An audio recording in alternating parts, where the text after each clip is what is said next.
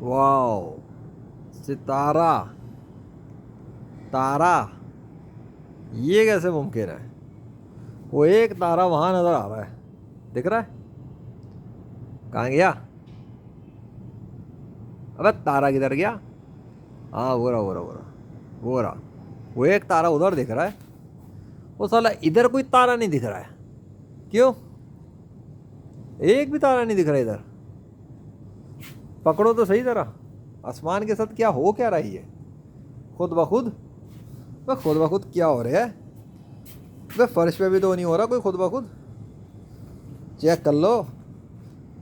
नहीं नहीं नहीं, खुद ब खुद, खुद ब खुद ही की तो ऐसी की तैसी हो रही है। खुद ब खुद तो बादल भी नहीं आते, खुद ब खुद आसमान भी नहीं भरता। पर समझ में मुझे ये नहीं आ रहा कि फिर खुद ब खुद वो सितारा कैसे है?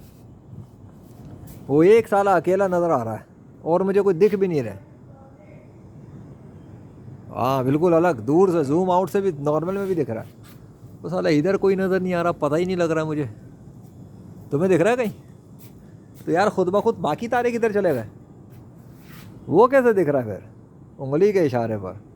तो बाकी किधर मरे हुए हैं? खुद ब खुद नज़र नहीं आ रहे। ये क्या सकत सीन है? कोई हॉरर मूवी चल रही है क्या? खुद ब खुद